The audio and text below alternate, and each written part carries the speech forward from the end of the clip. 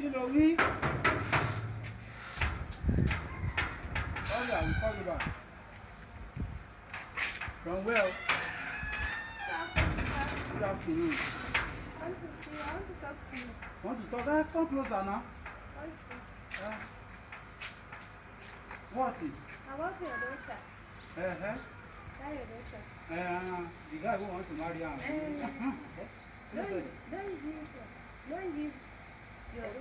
Okay, to him, Abi. Yes. Make I no allow her to marry him. Because he get wife for house. He don't marry. Jesu Olugbala. He get wife. He don't marry. Yes. He don't born. Yes. Are you sure? Yes, sir. He. Tí n bá bínú. You hear me? If I first. Don't worry. Thank you. Thank you, Olóòfó. Thank you.